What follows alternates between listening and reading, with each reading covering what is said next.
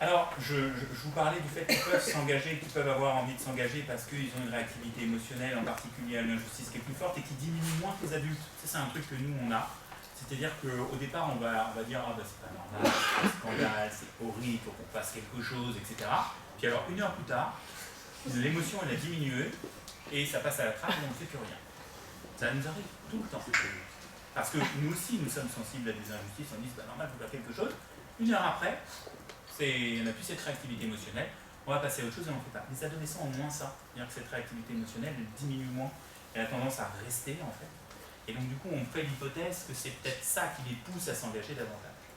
Les pousser à s'engager c'est bien, mais si derrière j'ai pas les outils pour penser ce que je peux faire, je fais pas grand-chose. Si je suis face à une injustice, que j'ai pas les moyens, qu'est-ce que je peux faire? Je peux tout casser, je peux essayer de lutter, être content, je peux avoir confiance en la vie, je peux faire plein de choses, mais la question c'est comment on peut transformer ces choses-là d'un point de vue un tout petit peu plus positif. Alors je peux aussi aller manifester n'est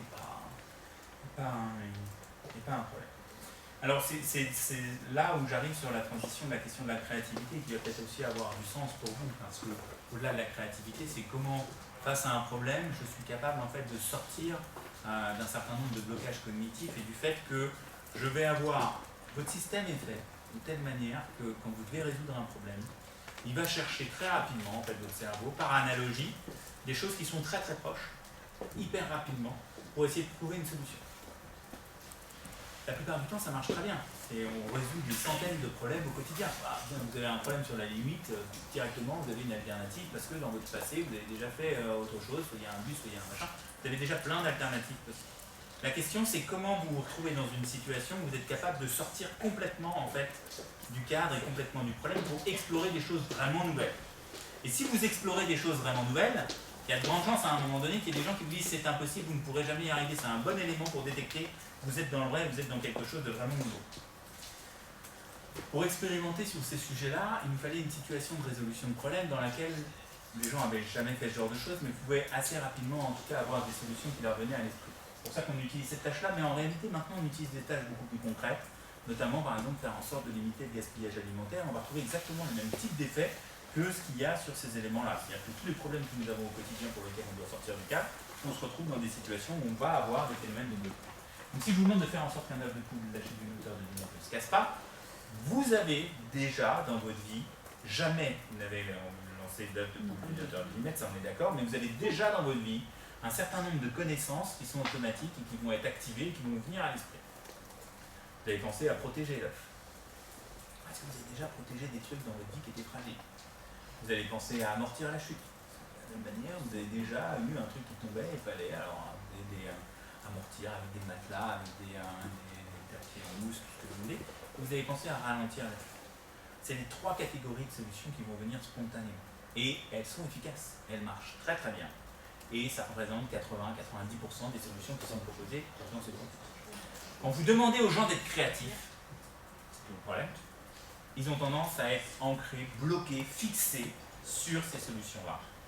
Et alors même que vous leur demandez d'explorer des choses nouvelles et différentes, ils restent bloqués sur ces solutions. Ces phénomènes de fixation, on l'a tout le temps. Organiser une conférence, organiser une présentation, faire un cours, on est fixé sur la façon de faire. Très très fortement. À l'université, on est encore plus fixé que vous. Parce que vous avez déjà travaillé sur cette fixation, on est encore plus fixé derrière, on change encore moins le cas.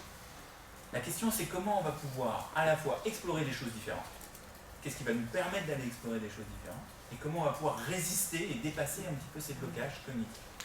Faites attention, ces blocages cognitifs, en plus, ils sont renforcés par le social. C'est-à-dire que quand vous allez être en groupe, ce qui va vous mettre d'accord, ce qui va faire consensus, c'est souvent ce qui est dans la fixation, c'est souvent ce qui est le plus classique. Parce que vous allez avoir les mêmes automatismes au même moment, donc vous allez renforcer ce type de piège. Donc la question, c'est comment je fais pour explorer, pour passer outre. Il y a d'autres solutions, il y a d'autres types de solutions qu'on peut avoir ce genre de problème, mais de la même manière, vous prenez le problème du gaspillage alimentaire, vous prenez tous les problèmes de la transition écologique aujourd'hui, la façon dont on pense le système est problématique. On vient de nous imposer à l'université de faire un module de formation sur la transition écologique. Génial, on dit très bien, faisons ce module de transition sur la transition écologique.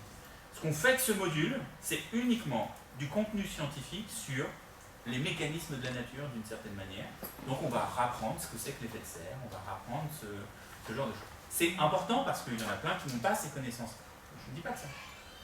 Par contre, les sciences humaines et sociales, la psychologie, la sociologie, même l'économie, la compréhension de la géographie, le changement comportemental, les freins au changement, les biais cognitifs, les biais sociaux, l'anxiété écologique, les émotions qu'on peut ressentir par rapport... Alors là, non, surtout pas. On n'en parle pas. On va changer le monde en apprenant ce que c'est que l'effet de serre. Alors que vous faites un travail bien plus intéressant au collège et au lycée sur ce genre de choses où vous leur donnez toutes les connaissances nécessaires.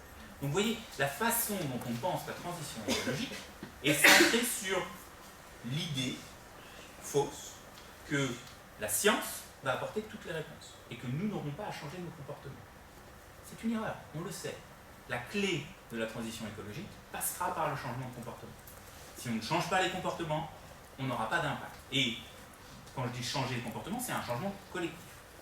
Or, il n'y a aucun enseignement, aucune construction de ces éléments-là dans ce que le ministère a proposé comme cahier des charges structurant pour ces formations. Donc, ces effets de fixation, dans la façon de résoudre le problème, on les retrouve à tous les niveaux.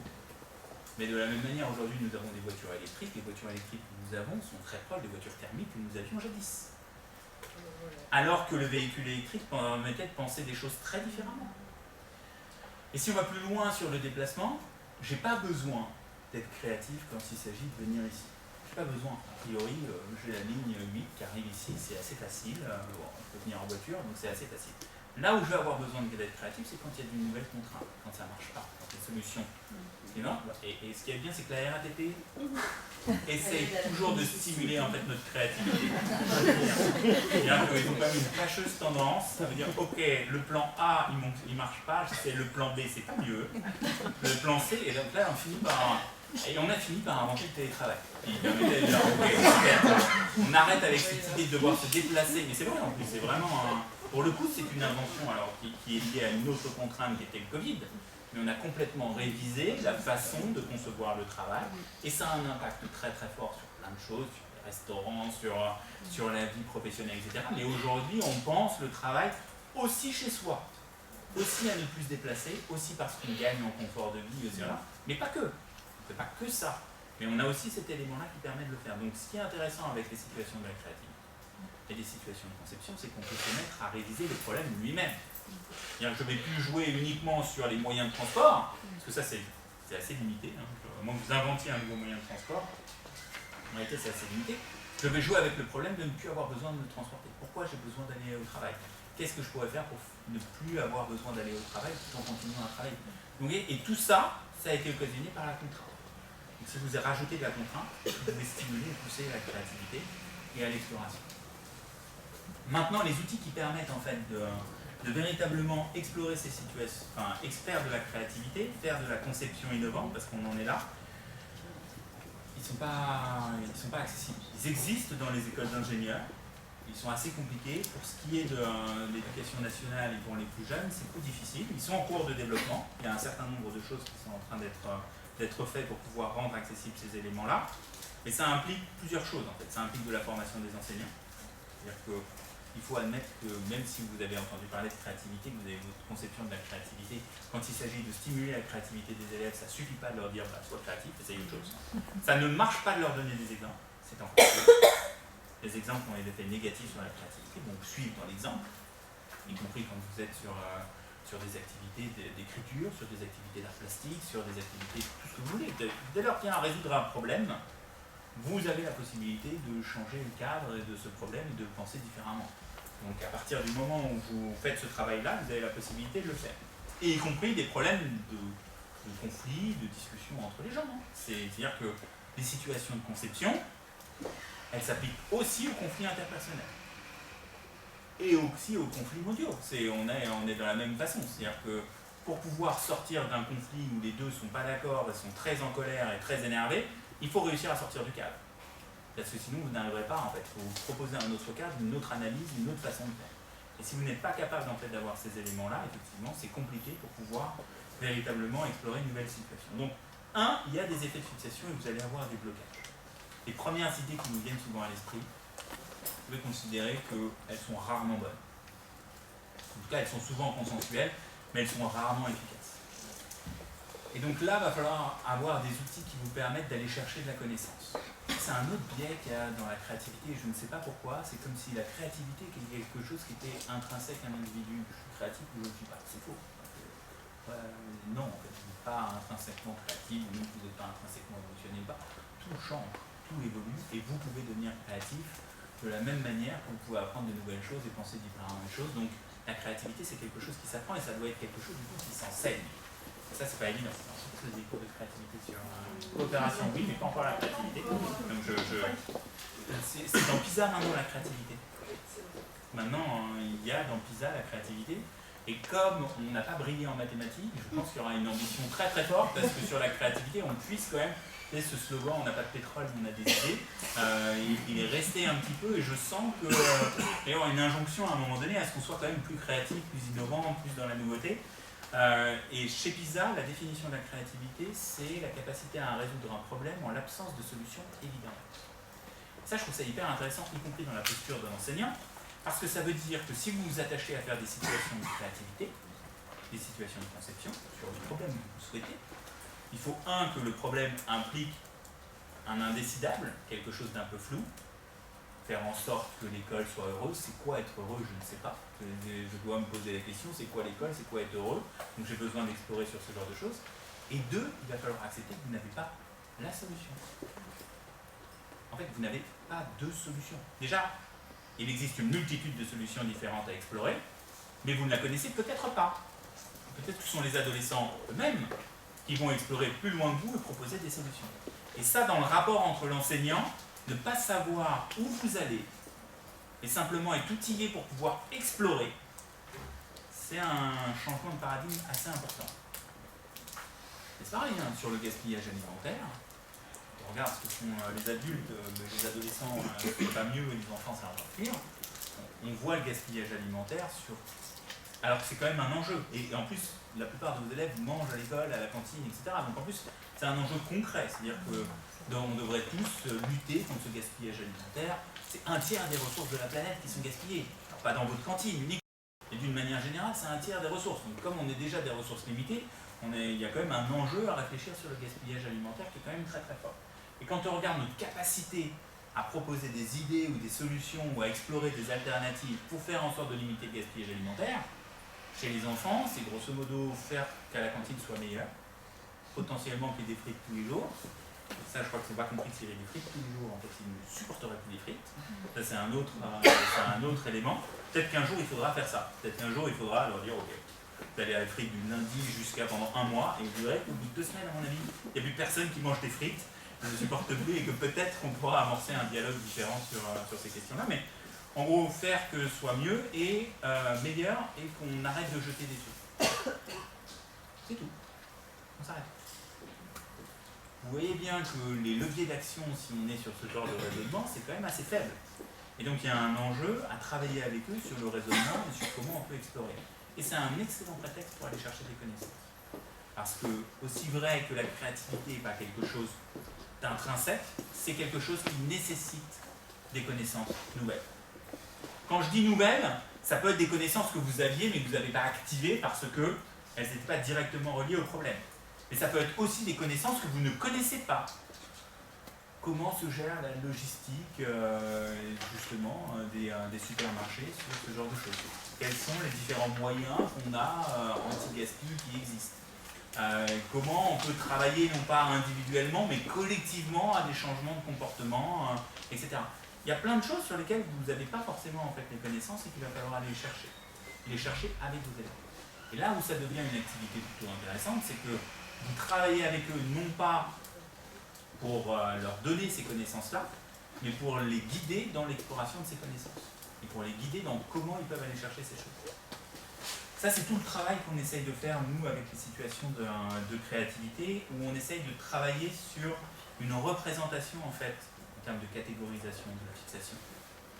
Donc, on a repris, en fait, c'est tout un travail, hein. Je ne vais pas vous décrire comment on peut faire, mais on a 2 espaces. On a un arbre en fait, de catégorisation où on a les idées, où on a le droit de mettre ce qu'on veut. Là, il n'y a pas pas de jugement sur l'idée, c'est bien, c'est pas bien, c'est faisable, c'est pas faisable. S'il nous sort qu'il veut entraîner Superman à rattraper l'œuf, il n'y a pas de problème.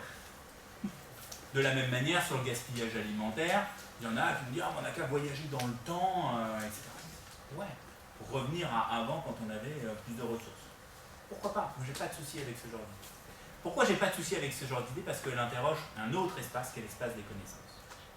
Alors oui, voyager dans le temps, ça risque de prendre un peu de temps si on essaye de développer une machine, etc. On peut creuser un peu le truc, mais on sent bien que c'est pas ça qui va nous permettre de résoudre notre problème à la quantité. Ceci étant dit, ce voyage dans le temps sur le gaspillage alimentaire, il doit quand même m'interroger sur comment on faisait avant. Pourquoi avant on avait plus de ressources? Pourquoi avant, comment se comportaient les gens avant, lorsqu'il y avait aussi des ressources en réalité limitées? On avait plus de ressources sur la planète, mais les gens, à leur disposition, avaient moins de ressources. Comment faisaient nos grands-parents, nos arrière-grands-parents, quand ils se laissaient de manger, etc. Et là, ça devient en termes de connaissances des choses beaucoup plus intéressantes. Ils peuvent aussi pousser les adolescents et les enfants à les poser et à interroger les questions, à aller mener leur enquête, pas uniquement utiliser Internet sur ce genre de choses. Et vous vous rendrez compte que là, en termes de connaissances sur comment on peut faire des plats avec peu de choses, comment on peut éviter de gâcher un certain nombre de choses, nos grands-parents ont beaucoup de leçons à nous donner. Beaucoup de leçons à nous donner. Donc ce voyage dans le temps, oui, il est farfelu, mais oui, vous pourrez dire c'est une connerie. Qu'est-ce que ça nous apprend sur ce qu'il y avait avant? Pourquoi, en termes de ressources, l'évolution des ressources, tout ça, c'est un prétexte à aller chercher des connaissances. Donc même à partir d'une idée qui peut paraître farfelue, vous avez moyen d'aller chercher des connaissances nouvelles, différentes, qui vont peut-être susciter derrière des pistes de solutions auxquelles vous n'aurez pas forcément pensé. Ça, on arrive sur l'autre problématique de la créativité, c'est que oui, vous allez avoir de la surprise, des choses étonnantes, des choses qui font rire, des choses qui sont du n'importe quoi, des choses qui sont irréalisables. Heureusement. Et je pense qu'il n'y a pas une situation de conception innovante où il n'y a pas quelqu'un à un moment donné qui a dit c'est impossible, on ne pourra pas le faire. C'est pas pour autant qu'on ne va pas essayer de le faire, et c'est pas pour autant qu'on ne va pas essayer d'apprendre ou de glaner des connaissances qui nous permettront peut-être à terme de faire des choses qui auront du sens. Donc, il faut, dans ces situations-là, être en mesure en fait d'accepter aussi les réponses un peu farfelues et un peu étranges des élèves. On avait fait tout un travail sur la rédaction, sur comment ça s'appelle, sur la modernisation du conte du petit chaperon rouge. C'est pareil, hein, je leur donnais ce genre de choses. C'est dire quoi moderniser? Vous voyez, si vous ne travaillez pas sur ce que vous voulez dire moderniser, si vous ne travaillez pas sur, j'ai envie de dire même l'effet de fixation de ce qu'est un conte, tant dans sa structure, comment c'est qu'il était une fois, qui termine, etc., que dans la nature des personnages, des fonctions, que dans les artifices que vont avoir les personnages, que dans les rôles qu'ils vont avoir. Après, ça devient très compliqué de voir quels sont les leviers sur lesquels je peux jouer. Je peux jouer sur la structure, commencer par la fin, puis ensuite le début. Je peux jouer sur les personnages, qui est le gentil, qui est le méchant. Est-ce que c'est pas plus nuancé ou ce genre de choses? Je peux jouer aussi sur ce qui a été proposé par les enseignants, faire un petit chaperon vert, changer la couleur. Oui, c'est intéressant. C'est un exemple, ils ont tous fait les couleurs de l'arc-en-ciel, mais derrière, ils n'ont pas réussi à véritablement proposer quelque chose de nouveau. Donc on peut les aider à structurer véritablement ce genre de choses en partant de ce qui est vraiment le plus classique pour pouvoir détruire et déstructurer et aller chercher des connaissances nouvelles. Certains ont proposé des choses vraiment très loin. Vraiment très très loin. Et tout au long de la rédaction, vous ne voyez pas du tout le rapport avec le petit chaperon rouge, d'ailleurs c'est hors sujet pour les enseignants. Et c'est les deux dernières phrases qui permettaient de réviser l'ensemble des choses. Ça n'a pas été très bien accueilli par les enseignants. Donc, pour les enseignants, c'était du hors-sujet, il n'y avait que deux phrases qui étaient intéressantes, ça n'a pas été très bien accueilli. L'exemple que je trouve dans l'art sur ce truc-là, qui a été très mal accueilli aussi, je ne sais plus dans quel, je ne sais plus si c'est en Finlande ou en Suède, où il y a un artiste, donc je me souviens plus, donc ça fait beaucoup de choses dans l'anecdote, je me souviens plus. Mais vous allez voir, c'est pas essentiel. C'est un artiste qui dénonce un petit peu le capitalisme et donc il fait des tableaux où il met des vrais billets d'argent qu'il met les uns à côté des autres. Peu importe. Le musée, je crois, d'Oslo avait demandé, en fait, avait commandé une œuvre de ce type-là à cet artiste. Il avait payé, je crois, 300 000 € pour qu'il fasse une œuvre de ce type-là. Et lui, il a envoyé un tableau blanc. Bon, et du coup, le musée était un peu décontenancé face à ce genre de choses. Il ne s'attendait pas du tout à ça. Et c'est pour ça que je vous dis ça, c'est que si vous arrêtez juste au blanc, vous êtes hors sujet. Là où c'est intéressant, c'est le titre de l'œuvre. Le titre de l'œuvre, c'est « Prends l'argent et casse-toi ». Et là, vous voyez comment ça réorganise un petit peu tout le truc. Alors, même avec le titre de l'œuvre, le musée n'a pas du tout apprécié. Moi, j'ai trouvé ça génial. J'ai trouvé que justement, artistiquement, il avait fait un truc énorme. J'ai trouvé que c'était génial, mais ils n'ont pas du tout apprécié. Ils ont porté plainte et je crois qu'ils ont gagné. Donc, il a dû rembourser l'argent. En fait, derrière, ça ne leur a pas plu. Ce que j'ai trouvé un peu culotté de la part d'un musée d'art moderne de faire ce genre de choses. Mais c'est pas ce qu'ils avaient commandé. Ils avaient demandé un truc où il y avait des billets, ils voulaient des billets, et ils voulaient leur argent, donc peu importe, là c'est exactement ce qu'a essayé de faire l'élève, qui n'est pas du tout bien passé en fait chez les enseignants. Et de la même manière, les enseignants ont une tendance à se focaliser pas tant sur la créativité, mais plutôt sur la syntaxe, l'orthographe, la grammaire, etc. Ce qui est important, pour s'exprimer, c'est important qu'il y ait ces éléments-là, mais parfois sur les tâches de créativité, il faut aussi ne pas complètement tout freiner et tout bloquer. La contrainte est importante, mais trop de contraintes rend beaucoup plus difficile le fait de sortir. Donc les idées vont être encore plus créatives, ça c'est sûr, mais ça devient très compliqué d'en sortir. Et donc il y a aussi besoin d'avoir des travaux d'expression de cette créativité qui libèrent cette contrainte du français, de l'orthographe, etc. Ça ne veut pas dire que c'est tout le temps, et ça ne veut pas dire qu'il n'y a pas dans un deuxième temps un travail autour de ça. Ça veut juste dire qu'il faut aussi accepter que les solutions qu'on va vous proposer soient un peu disruptives et soient un petit peu remettre en question le cadre lui-même et le problème lui-même et soient peut-être à côté du problème lui-même. Je vous donne juste un exemple, on en avait un qui est un bel exemple de chez Philips, où pendant très longtemps, quand on mettait des enfants dans l'IRM, la vraie difficulté c'est que les enfants bougent. Et les enfants qui bougent, c'est un peu chiant parce que vous ne pouvez pas avoir d'image en fait, dans l'IRM et reconstruire correctement. Donc ce que faisait Philips, c'est ce que faisaient tous les constructeurs d'IRM, c'est d'essayer de limiter le temps d'acquisition. Faire en sorte que ça dure de moins en moins longtemps. Si c'est une demi-heure, l'enfant il bouge trop, donc il faut que ce soit quelques minutes. Donc ils ont dépensé beaucoup d'argent, c'est bien, hein, pour essayer de limiter le temps d'acquisition. Jusqu'à ce qu'à un moment ils se disent, peut-être que plutôt que de faire ça, et donc si le problème que vous posez c'est de limiter le temps d'acquisition, il faut que vous fassiez du développement technologique très important. Ils se sont dit peut-être qu'on pourrait faire autrement. Et à un moment donné a émergé l'idée d'entraîner en fait les enfants à ne pas bouger. Plutôt que d'essayer de limiter le temps, on va les entraîner. Donc on a fait un faux IRM, un faux scanner dans lequel on met les enfants et on les entraîne à rentrer dedans avec le bruit, à ne plus bouger, à faire le jeu de la statue, etc. Nous on le faisait chez nous avec un petit tube Ikea à 8 €. La version Philips du faux IRM coûte plutôt 20 000 ou 30 000 €, donc ils ont réussi en plus à en faire un business derrière. C'est-à-dire que maintenant ils vendent leur faux IRM, et maintenant dans les unités pédiatriques du monde entier, on entraîne les petits bouts de 4-5 ans avant de rentrer dans l'IRM et ça marche super bien. C'est-à-dire qu'ils sont capables de ne pas bouger. Et vous voyez bien que le problème initial, pas du tout le problème auquel on a résolu en soi, on a changé la façon de voir le problème lui-même. C'est exactement ce qu'il faut être capable de faire aussi et de stimuler chez les élèves eux-mêmes et être capable de changer ce problème. Faites attention. Vous ouvrez une autre boîte de Pandore. Alors déjà, il y avait des émotions, ça va déborder. Si en plus, maintenant, vous les dotez de capacités conceptives et de sortir du cadre, ils vont questionner l'ensemble du cadre. Le cadre de la classe, le cadre de l'école, et ils vont peut-être vous proposer des choses un peu différentes. Il faudra accepter. Et je vous l'ai dit, on n'aime pas trop quand on questionne un petit peu trop le cadre, c'est un petit peu difficile. Tout ça a été expérimenté en Russie, qui sont des champions de la conception. Hein. C'est-à-dire que, je veux dire, si on envoie encore des gens dans l'espace, c'est grâce au programme soviétique et grâce au fait qu'ils ont pensé justement à outiller les gens à la conception innovante, avec une méthode, c'était une méthode prise. Donc ils ont vraiment beaucoup travaillé là-dessus, ce qui fait qu'à un moment donné, ils l'ont fait aussi chez les enfants. Ils ont aussi testé ça chez les enfants. Il y a eu des méthodes qui ont été mises en place chez les enfants. Alors, il n'y a pas de document officiel pour attester ça, comme ça je le dis pour le ministre qui regarde. Mais ils l'ont testé et ça marche en fait, chez les enfants. Le problème, c'est que ça marche trop bien.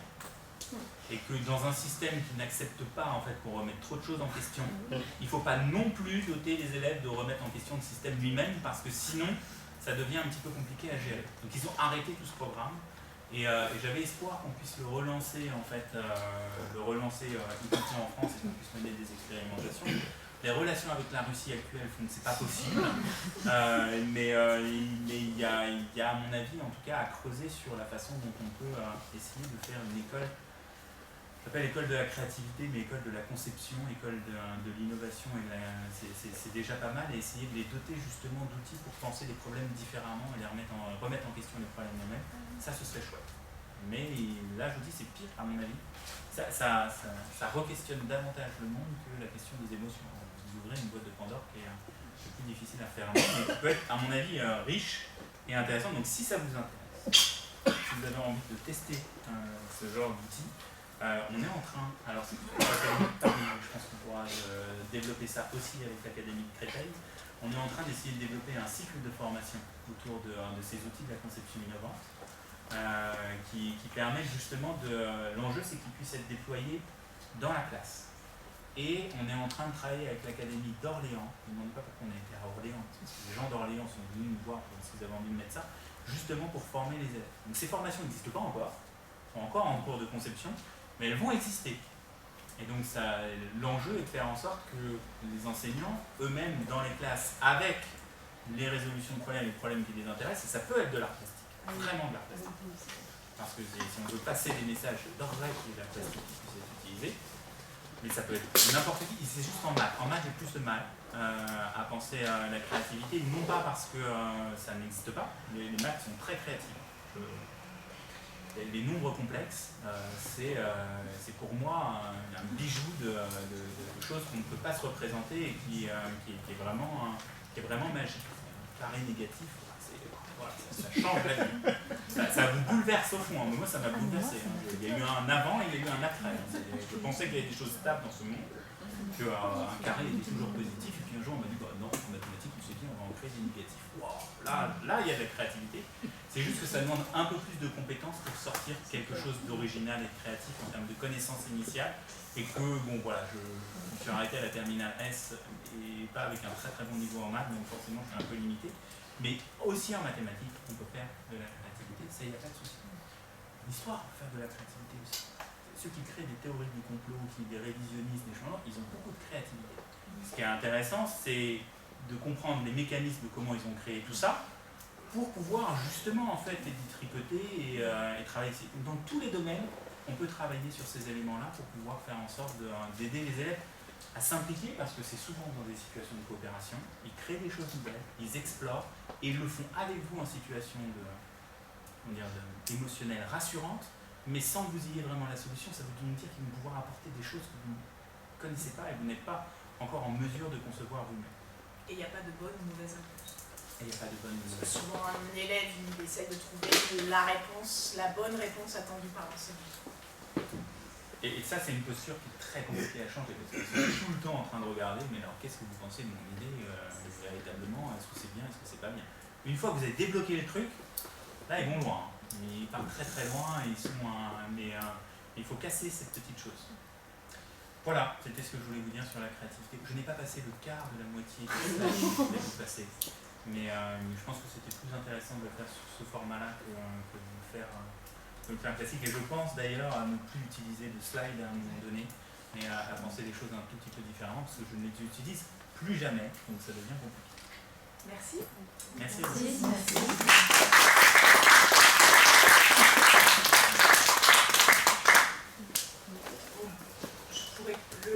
Oui, je peux vous donner les slides, et puis alors il doit y avoir quelque part, si vous vous intéressez à la créativité ou toujours des conférences plus sérieuses que j'ai pu donner sur ce sujet, où je parle vraiment des choses qu'il y a sur les slides et pas d'autres choses, donc vous en trouverez ailleurs. Et il y a plusieurs sites de vulgarisation scientifique qu'on utilise. Il y a le 21 du Lapsidé, qui est là plutôt centré sur les travaux en fait de notre laboratoire.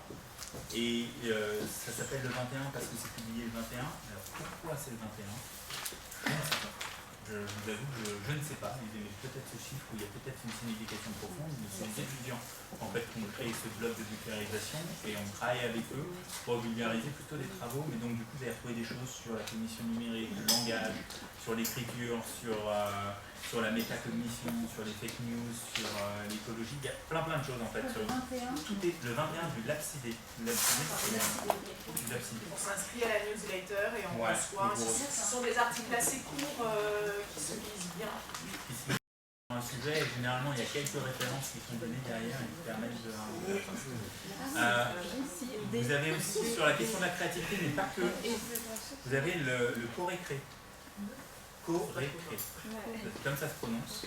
Ça, c'est une association qu'on a créée pour faire de la diffusion scientifique, initialement autour de la créativité, et en réalité, maintenant, qui est beaucoup plus large, et où un des éléments, alors il y a plein de choses différentes qui sont faites, on travaille directement avec les enfants, soit on organise aussi tous les mercredis, enfin pas tous les mercredis, on essaye de le faire une fois par mois, et même maintenant c'est une fois tous les 2 mois, parce que c'est déjà pas mal et que c'est compliqué. On fait venir en fait des chercheurs spécialisés sur un domaine, et l'enjeu c'est toujours d'avoir un chercheur et quelqu'un du terrain. Alors ça peut être du terrain très différent, ça peut être de l'éducation nationale ou pas, et c'est sur des sujets qui intéressent. Alors on a fait les émotions, on a fait la créativité, on refait la créativité, je crois, j'allais dire le 28, mais je suis pas sûr, le mercredi, je crois que c'est le dernier mercredi du... Ça doit être dans ces jours-là. En novembre. Donc il y en a un qui arrive en novembre, là, qui est sur la créativité. On fait venir Claude Dubar, qui est un spécialiste de la créativité dans l'université, et un collègue en fait qui est facilitateur en entreprise. Donc ça c'est intéressant parce que lui, son travail, c'est d'essayer de faciliter la créativité en entreprise. Et donc on s'est dit que dans le monde de l'éducation, ça pourrait être aussi une aide sur comment on peut faire pour faciliter à l'école les choses. Donc il y a la créativité, mais il y a plein d'autres choses. Et il y a des articles de vulgarisation et des interviews en fait, des chercheurs qui ont participé. Donc le site est assez complet et c'est gratuit, c'est plutôt pas mal. Et ça intègre aussi des enseignants, c'est-à-dire qu'il y a aussi des enseignants qui font partie de l'association. Donc c'est aussi ouvert, c'est aussi un moyen de ne pas toujours avoir le laboratoire qui donne des choses, mais de voir aussi comment on peut travailler avec les enseignants. Donc si ça vous intéresse, y compris dans l'engagement associatif et que vous avez envie de faire des choses avec des chercheurs, il y a des chercheurs, des enseignants, et n'importe qui en fait peut participer dans cette association. Et il y a un autre blog qui est fait par l'université de Paris 8 et que je trouve assez intéressant, qui est un blog de diffusion aussi, mais des articles scientifiques. C'est-à-dire qu'ils prennent un article scientifique récent et ils en font une synthèse en français, et c'est des étudiants qui le font sous la direction en fait, de leurs enseignants. C'est Paris 8 qui fait ça, je pourrais vous donner en fait le lien du blog parce que je ne me souviens plus du nom. Je me souviens plus du nom, et que j'ai trouvé que la démarche était intéressante. Et enfin, c'est la dernière phase de promotion, je fais la promo aussi de tous mes collègues, parce que je ne travaille pas dans le blog dont je viens de vous parler. Il y a l'Observatoire du bien-être de Rebecca Champlain. Celui-ci peut être aussi intéressant parce qu'il y a pas mal de ressources. Donc Rebecca, un collègue de Lyon, qui travaille beaucoup sur la question du bien-être à l'école. Et ça peut être bien d'aller voir les ressources tant en termes d'articles de vulgarisation que de ressources pédagogiques qui existent maintenant aujourd'hui pour mettre en place des séquences pédagogiques autour de ça. Donc je vous invite à aller voir ça. Je crois que c'est déjà pas mal. Rebecca Champlain. Elle est très associée à l'Académie de Créteil, on a un gros projet mathématique oui, c'est vrai. Où elle fait partie du comité scientifique.